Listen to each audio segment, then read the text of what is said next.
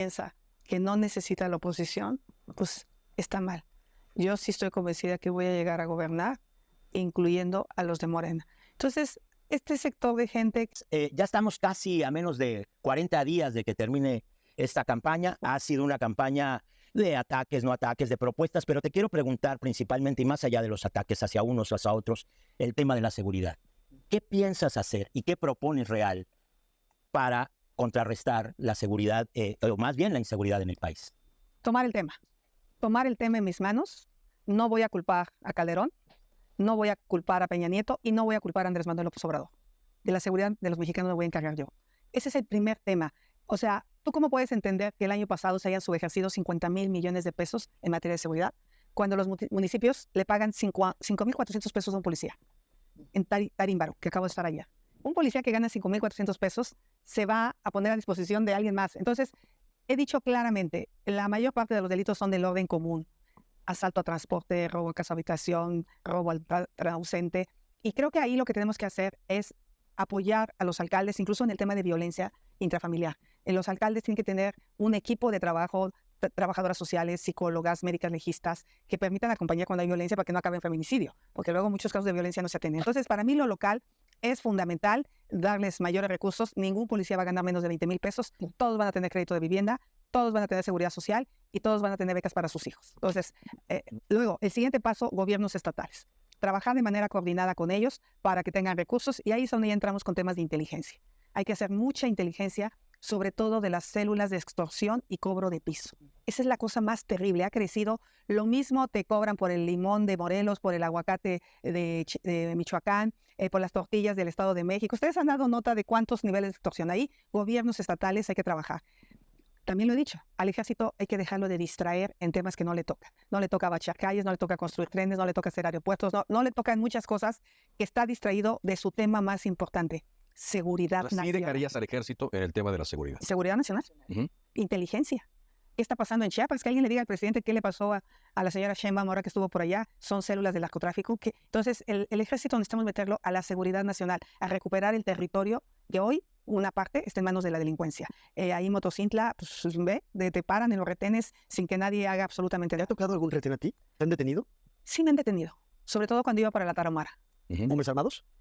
Pues gente que te pregunta para dónde vas. Y ya dices, voy a tal comunidad, y pues ya te pasas. ¿No te han pedido nada como a Claudia? No. ¿Y con los cárteles qué piensas hacer? Otra vez, hay que hacer inteligencia, hay que analizar cómo se están moviendo, porque ahora los ves, al cártel Jalisco lo ves en Chiapas, al cártel de Sinaloa lo ves en los estados, y están peleándose, y yo creo que ahí lo que tenemos que hacer es acotar a estas bandas de delincuentes que hoy han tenido brazos operadores por todo el país. Recuperar el territorio no va a ser sencillo. Sí, sobre el tema de la recuperación del territorio, Xochitl, primero, ¿qué pasó? ¿Qué nos ha pasado? ¿Cuál es el nivel de penetración ya del crimen organizado en la vida cotidiana, en el manejo de los territorios? ¿En dónde están los focos rojos? Yo sí creo que en el momento en que empezó a haber tanto dinero para las campañas políticas y empezó a haber financiamiento del crimen organizado, pues empezó a haber políticos que se coludieron con la delincuencia y que les permitieron operar en sus estados con mucha impunidad. Y hay casos de gobernadores encarcelados que se les acusa de haberse coludido con el narcotráfico, funcionarios públicos.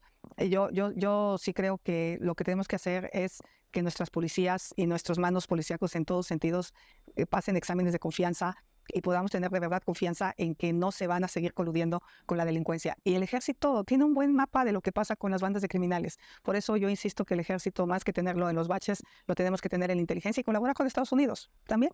Yo lo he dicho claramente, solos no vamos a poder.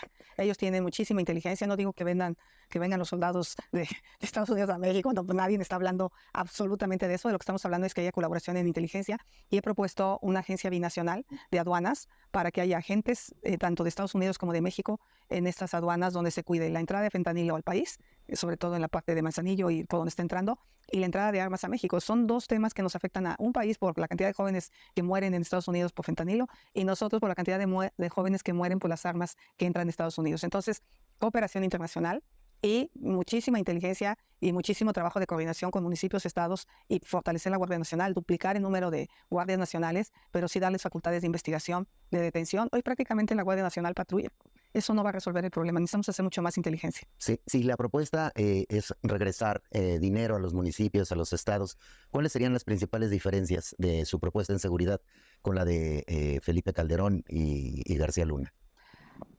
Primero, yo no tengo nada que ver ni con Felipe Calderón ni con García Luna, ni me están asesorando. Más bien este proyecto se ha construido con los especialistas, que lo que coinciden es que todo empieza en las policías municipales. Que hacer cualquier cosa acá arriba, quitarle el dinero a las policías municipales, es dejar desprotegidos a los ciudadanos. Creo que eso es algo de sentido común, que donde más cercanía tienes es con el policía local. Ahí en mi barrio hay un policía que tiene muchos años. Qué buen policía es. Nos da confianza, es un hombre atento, es un hombre que además es muy alto, tiene mucha presencia. Esos son los policías que tendríamos que tener en todo el país, pero obviamente pues, hay que pagarles bien. No puedes exigirle a alguien que te cuide cuando tú no lo cuidas. Entonces, para mí, el tema de las policías locales, lo dicen todos los estudios, ahí está la mayor parte de los delitos. Y en la delincuencia organizada, pues tenemos que atacarlos de una manera distinta, con muchísima más inteligencia. Nadie me está diciendo que hay que hacerlo a balazos. Pues yo creo que eso es obviamente absurdo, hay que hacerlo con inteligencia. Y ahí sí yo creo mucho en el uso de tecnología, ahí sí la inteligencia artificial, que está tan avanzada ya, nos puede ayudar a empezar a analizar patrones de conducta, de comportamiento y poder detener a las principales bandas criminales. Yo sí creo en eso, yo no creo en los abrazos. Yo creo que los abrazos lo que han hecho es envalentonar a los delincuentes y tener a México en la condición que lo tiene. O sea, es brutal el tema de la inseguridad. No voy a un estado donde no me digan que la gente lo que más le preocupa es la inseguridad. O sea, en la Ciudad de México, en Sinaloa, salvo en Yucatán, que ahí sí es un... No pasa nada. No pasa nada. No pasa nada. Alejandro. ¿En cuánto tiempo prevés, Xochitl, que con esta estrategia haya cambios? Al principio de este gobierno nos dijeron que en 6 meses. Al final han mostrado una tendencia a la baja en algunos delitos. Pero ¿cuál es la meta para Xochitl Gálvez si llegas a la presidencia? En algunas cosas sí te puedo decir una meta. Por ejemplo, yo quiero en los 6 años acabar con la pobreza extrema. Esa me queda claro. Yo creo que lo primero que tienes que hacer es ser seria. Dar una fecha sin tener la información en la mano. Obviamente, pues seguramente cuando sea presidenta electa me podré sentar con el general secretario y entonces entender qué está pasando con los mapas delictivos. Tendré acceso a información, seguramente que hoy no tengo acceso, confidencial, para saber cómo se han movido estas bandas de criminales. En su momento, cuando fui comisionada de los pueblos indígenas, llegué a sentarme con ellos para ver qué pasaba en la montaña de Guerrero, porque yo entraba y salía de la montaña de una manera muy fácil y me decían, no, a ver, ahí está pasando esto, tenga cuidado con esto. Entonces yo creo que en ese momento yo podré decir con mi equipo de trabajo cuánto dinero, en qué tiempo, pero lo que sí te puedo decir es que ya es una tomada de pelo que cualquier escuincle en un pueblo tenga con miedo a la población, hablándole a su celular, amenazándole, extorsionándole. O sea, yo creo que las bandas de extorsionadores y de cobro de piso son las que podemos atacar inmediatamente, porque son locales, porque nos conocemos, porque sabes quién es el cuate que pasa a cobrar el piso, nomás que no quiere la autoridad detenerlo. Entonces yo sí creo que en ciertos delitos puede ser mucho más rápido. En el tema del feminicidio, estoy convencida que con la estrategia que traigo de tener en todos los municipios del país, células de atención a las mujeres, realmente podemos inmediatamente detectar cuando una mujer está en riesgo y evitar que sufra un feminicidio. En cuanto a temas ya de bandas de criminales enfrentándose, pues ahí sí tendría yo que tener información más precisa, que seguramente Sheinbaum tiene, por su cercanía con el gobierno y porque, pues obviamente, ellos son gobierno. Sin embargo, una de tus primeras, quizá la primera propuesta que hiciste, Xochitl, fue de una gran cárcel, una mega cárcel. Te la han criticado mucho esa propuesta. Y yo te preguntaría por qué, de dónde salió esa idea. Y quizá hace Me la también... critican ustedes, Y quizá... pero la gente no. Y no hace sentido eso con la publicidad que escuchamos a cada rato por la legislación de Claudia, que justamente señala que se regresaría una guerra contra el narco. A ver, mandar a la cárcel a alguien sentenciado me parece que no es ni violentar sus derechos humanos. Lo que no se vale es que hoy las cárceles sean escuelas del delito, sean hoteles para los delincuentes. Que hoy las cárceles de nuestro país estén en manos de la delincuencia. ¿Y cuál sería la diferencia con esto? Pues jalar a los principales capos que están ahí, que muchos son del delito de fuero común, y meterlos a una cárcel donde realmente tengan miedo de estar, donde no tengan celulares, donde no tengan privilegios. Pues el problema hoy es que las cárceles son, de verdad, desde ahí se extorsiona. O sea, ha habido muchos reportajes como desde Reclusorio Sur Norte, ahí están las bandas de criminales, allá se irían estas bandas de criminales. Pregúntale a la mamá de Camila dónde quisiera ver al asesino de su hija de 12 años. Y te va a decir, lo quiero refundido en una cárcel donde no vuelva a salir. Lo quiero sin ningún privilegio. O sea, estos delincuentes pagan y viven bien en las cárceles. Yo creo que, y además son autogobiernos. Hay cárceles que están en manos de la delincuencia. Yo lo que quiero poner es un orden en las cárceles y voy a poner todo un sistema para que las cárceles realmente sean centros de readaptación. Y también debe de haber mucha gente inocente, la hay en las cárceles, que pues por no tener un abogado está pagando un delito. A este gobierno le gusta mucho la prisión preventiva oficiosa. Le gusta mandar a todos a la cárcel. A este gobierno de Claudia le encanta la prisión preventiva oficiosa. Mandaron a Rosario Robles a la cárcel sin poder probar que era culpable y se echó 3 años y después no le pudieron probar nada y salió.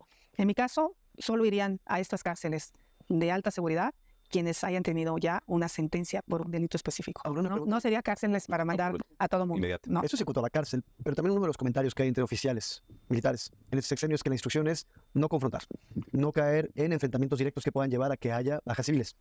La pregunta que te hago directa es, ¿tú le darías alguna instrucción a los generales, a los almirantes, para que en el próximo sexenio sí confronten de manera directa a las organizaciones criminales? Y te lo pregunto, es decir, que abatan, que usen su superioridad de fuego para enfrentar a estos grupos que están armados hasta los dientes. En todo el mundo hay mecanismos para el uso legítimo de la fuerza y hay protocolos para hacer uso legítimo de la fuerza que tienen que seguir estos generales, estos coroneles y estas policías. O sea, el uso legítimo de la fuerza es exclusivo para el Estado mexicano. No hacer uso de ella es dejar a tus habitantes desprotegidos y a merced de los criminales. ¿Tiene que recuperar el Estado el uso legítimo de la fuerza? Tiene que recuperar el Estado y tiene que haber mecanismos de cuándo haces uso legítimo de la fuerza. Lo que no se vale es ver a los soldados del ejército que en una comunidad los saquen escobazos, que los saquen a gritos. O sea, a mí me preocupa mucho el desprestigio que está teniendo el ejército mexicano. El ejército mexicano, yo soy hermana de un general del ejército y lo conozco súper de cerca el ejército. Son gente disciplinada, son gente buena, son gente trabajadora, son gente que se juega la vida. Lo que no se vale, digo, no sé cuántos generales hayan muerto en la detención del Chapo, pero se hablaba de varios militares muertos. Yo espero que no les hayan impedido a ellos defenderse, porque pues los otros fueron con todo contra ellos. Y en ese sentido creo que en ese momento, cuando estás siendo atacado por una fuerza tan dura como fue el cártel de Sinaloa, estos generales o estos coroneles o estos tenientes tenían derecho a defenderse. Candidata, ¿es posible acabar con la pobreza extrema? Hace rato decía que ese sería uno de sus metas. ¿Qué haría para acabar con la pobreza extrema en este país? Pues mira, es quizá el tema que más conozco. Yo te conozco prácticamente los 100 municipios más pobres del país. Cuando yo llegué, muchos de ellos no tenían electricidad. Varios de ellos no tenían acceso terrestre. San Lucas Camotlán, San Juan Petlapa, varios allá en Oaxaca, en la Sierra Tarahumara. Y lo primero que nos propusimos fue que estos municipios tuvieran electricidad. El 100% de las localidades tuvieron electricidad. Apertura de caminos que al menos estuvieran comunicados y que tuvieran acceso a sistemas de agua potable y salud.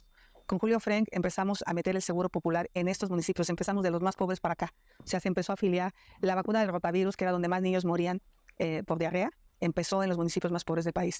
Iniciamos varios hospitales que se concluyeron, como el de Tlapa, que era el lugar donde más mujeres morían de parto.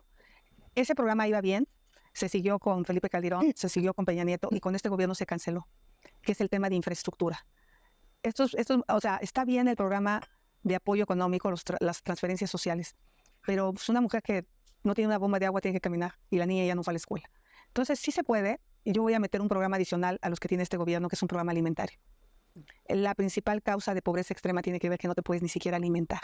Hay zonas del país como la montaña de Guerrero, como San Juan Puerto Montaña, donde no se produce prácticamente nada, pues más que amapola, desgraciadamente. Entonces, estas personas pues tienen que ser apoyadas. Se desaparecieron los comedores comunitarios, por ejemplo, que eso eran un gran avance. Si había corrupción, pues castiga la corrupción. Pero te digo, sí se puede. Y no nos falta tanto. No puede haber mayor prioridad para un país que todos sus habitantes coman. O sea, para mí no hay obra faraónica que valga la pena si hay mexicanos que se van a dormir sin haber llenado la panza. Xochitl, comentas esto de las transferencias y lo has dicho que van a permanecer los programas sociales de este tipo, pero aumentarán estos otros proyectos en caso de que llegues a la presidencia. ¿Alcanzan los recursos? ¿De dónde obtenerlos? ¿Pueden permanecer los programas de transferencia y además recuperar los programas sociales que funcionaron? Absolutamente, eso es lo que tienes que tomar decisiones. Y la gran decisión que tienes que tomar es si le quieres seguir dando 2 billones de pesos a Pemex. Esa es la decisión. Pemex pierde 800,000 millones de pesos en refinar petróleo. Es muy ineficiente. CFE pierde dinero en generar electricidad. CFE gana, por ejemplo, en los ductos, gana en distribuir electricidad. Pemex gana en sacar petróleo. Entonces, yo creo que sí hay que voltear a ver el modelo de negocio. Y ahí, pues yo soy empresaria. No me gusta perder dinero porque es dinero de los mexicanos. Entonces, yo en ese sentido lo que pienso hacer es revisar las empresas productivas del Estado para que dejen de ser una carga para el país. Y ese es el dinero que se tiene que ir a la salud. Porque te voy a dar un dato.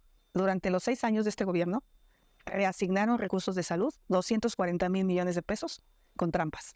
los mandaban al fideicomiso de gastos catastróficos y del fideicomiso de gastos catastróficos los sacaban en el siguiente PEF y lo mandaban yo creo que a obras. No sabemos dónde está ese dinero.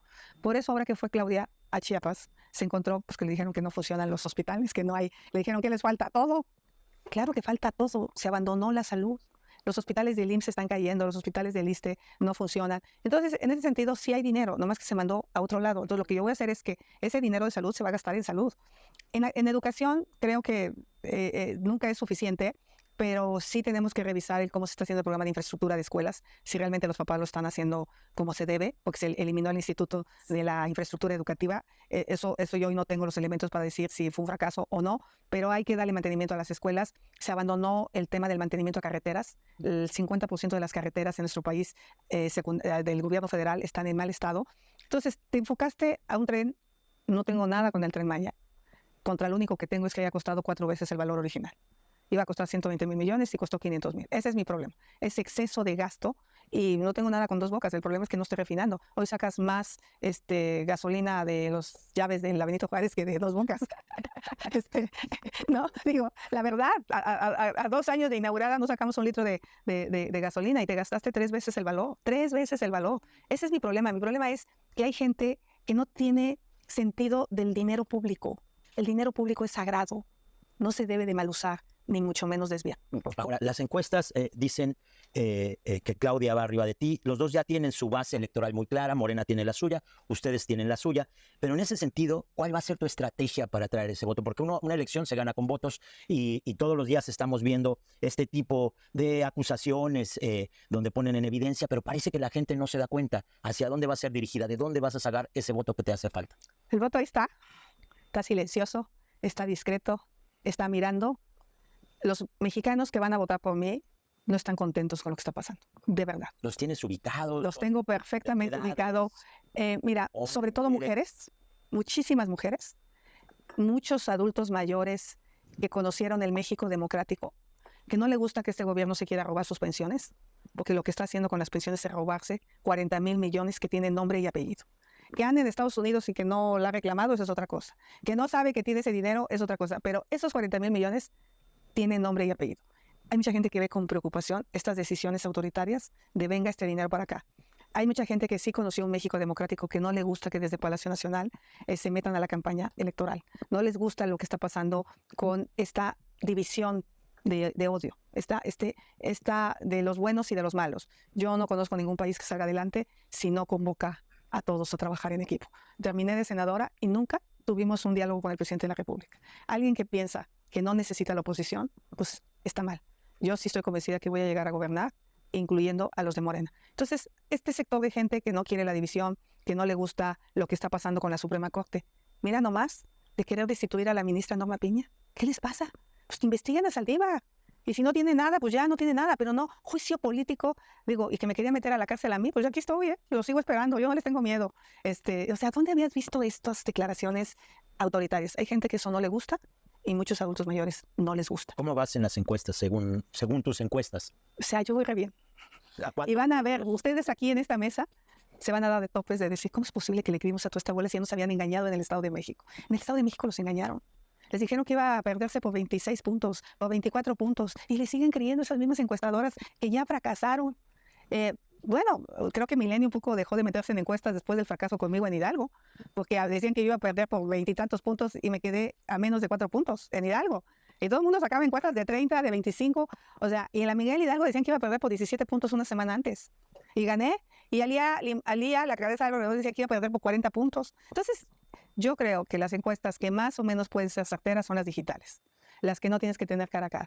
Nosotros hicimos una encuesta donde le preguntamos a la gente por quién votó, el 80% votó por AMLO. Sí. ¿Y Morena tiene estos datos también? ¿Se han acercado, te han comentado gente de Morena Gobierno sobre tu desempeño, sobre, oye, si ganas y hay gobierno de coalición, pues yo sí entro? Yo lo único que le quiero decir a los gobernadores de Morena es que les ve mejor conmigo. ¿A los gobernadores de Morena? Sí, porque hoy los tratan muy mal. Hoy les quitan el dinero, hoy les recortan recursos públicos y de verdad los pobres se las tienen que arreglar solos. Tienen ahí medio quedando bien con el presidente para que les mande dinero para cerrar el año, la nómina. Yo sí pensaría en una reforma que permita distribuir mejor los recursos. O sea, no una reforma fiscal, sino Una hacendaria. no, Ok.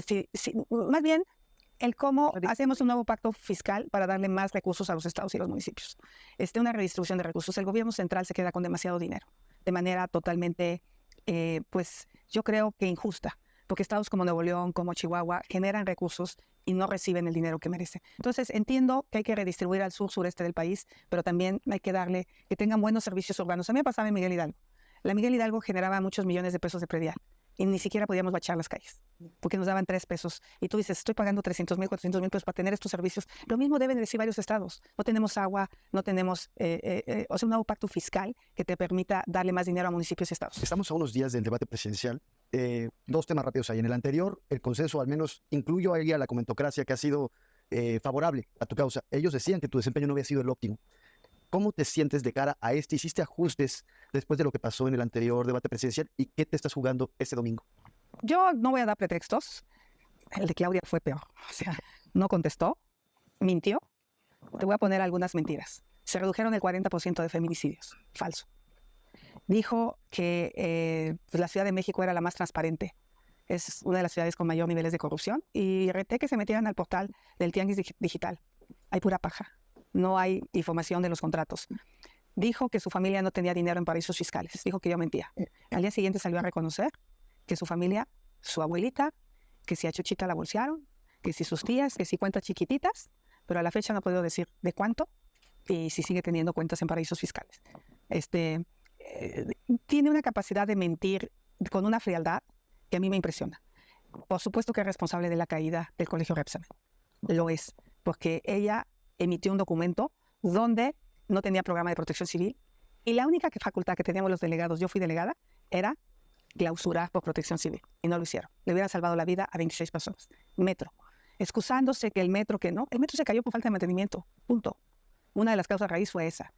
¿Que no le dio a la gente de la Ciudad de México ivermectina? Claro que sí. Y era un medicamento para los piojos. Y la Ciudad de México tuvo el peor comportamiento en la pandemia. Fue la ciudad con más muertes. Entonces, pues el que no conteste no quiere decir que lo que yo dije fuera falso. No me he podido decir que mentí en el debate. La verdad. Pero en tu desempeño, Xochitl, mucha gente... Alguien sí se decepcionó. Alguien llegó a decir que este arroz ya se coció. Incluso tú mismo dijiste que no te sentiste cómoda. Porque el formato del debate, todo el tiempo te interrumpieron. O sea, no iba a haber preguntas. Y cada vez que yo quería entrar a un tema, me hacían una pregunta. Ella tuvo 7 preguntas, yo tuve 10 preguntas. Ella tuvo 0 intervenciones, yo tuve 0, ¿cómo te diría yo? Que nos quitaron la palabra, y yo tuve 4. Interrupciones. Ella tuvo 0 interrupciones, yo tuve 4. Entonces, fueron 14 cosas que a mí me distrajeron de atacar, pero tienen razón. De entrada, yo fui educada con su nombre. Ella no es educada. Ella no es una mujer educada.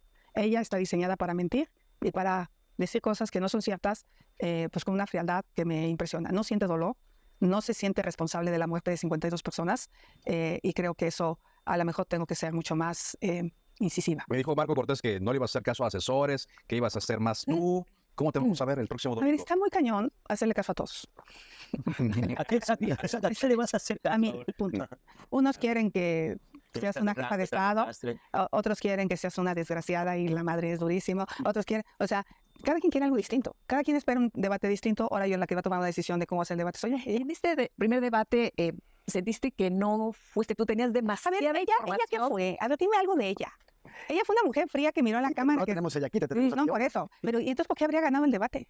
No, pero estás diciendo, a ver, ahí lo que estamos preguntando es No, precisamente es que tú cómo te fíjate que sentiste. a mí Patricia Mercado me dijo en una ocasión que ella perdió, no me acuerdo si fue el segundo debate, me dice, lo perdí de calle porque dejé de ser yo misma, porque todo el mundo te dice qué tienes que hacer y todo el mundo te da un consejo y todo el mundo, entonces es un bombardeo. Dice, y yo hice caso a muchas de las observaciones o los consejos que me dieron para un debate que de por sí pues es tenso, ¿no? Llegar a un debate así y demás. Dice, y dejé de ser yo misma. Yo no voy a tener el cinismo de la señora Sheinbaum para decir mentiras en el debate. Todos los datos que lleve van a estar totalmente que existen, sustentados, ¿sí? La información verificados.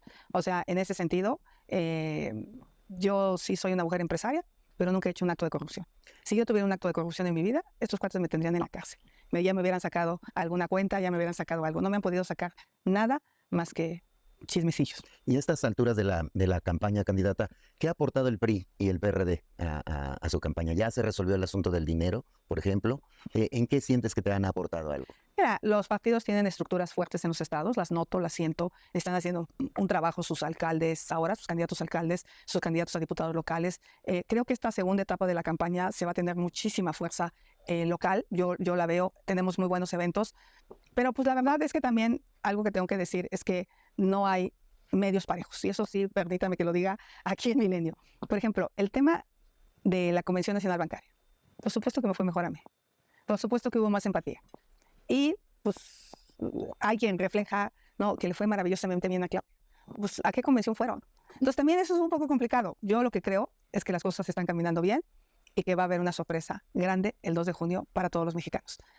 El 2 de junio va a salir a votar más del 62% de la población y vamos a ganar. Y vamos a ganar por eso, por participación, porque este gobierno no le va a alcanzar la mentira, la coacción, la compra, la intimidación, el miedo. La gente se la está guardando. La gente se siente traicionada. La gente está cansada de esa polarización desde Palacio Nacional. La gente está cansada de no tener medicinas. La gente está cansada de... Bien, amigos, ¿qué les pareció el video? Dice Cochi que no va a culpar a Calderón, Peña, ni AMLO, borrón y cuenta nueva. De la seguridad me encargo yo. Voy a meter en cintura a los malos en México. Sé que la seguridad en el país está de la patada. Ya vieron lo que pasó con Claudia en Chiapas, que a ella nunca le ha pasado y que le va a pedir ayuda a Estados Unidos para la seguridad. Y le preguntan que qué va a hacer con la pobreza extrema. Dice Cochi que es su punto fuerte, su mero mole. Dice que va a meter un programa alimenticio. Dice que los pueblos pobres lo único que cosechan es hierba verde. Le preguntan que qué va a hacer con los programas sociales y lo de siempre. Dice que Pemex no funciona, ni CFE tampoco, y que no va a invertir en ello y los va a entregar a los extranjeros. Dice que hay gente que no tiene sentido del dinero del pueblo, no se mordió la lengua de cómo se hizo rica de la noche a la mañana. Dice que no conoce ningún país que no convoque a toda su gente a trabajar. En otras palabras, lo que dijo el otro día, a trabajar, huevones, así sean adultos mayores. Mentiras continúan. Dice que a los gobernadores de Morena le irán mejor con ella como presidenta, que ella es ingeniera y empresaria y sabe cómo cuidar el dinero, que el dinero de México estará mejor en su cuenta bancaria. Dicen que qué le pasó en el debate, que no tuvo buen desempeño y dice que el INE le cargó la mano, pero que ahora no les va a hacer caso a sus asesores, que ella va a tener su propia estrategia. Como ven, amigos, mentiras al por mayor por parte de Cochi. Estar al pendiente del próximo video. Denle like, compartan el video y suscríbanse. Hasta la próxima. Dios los bendiga.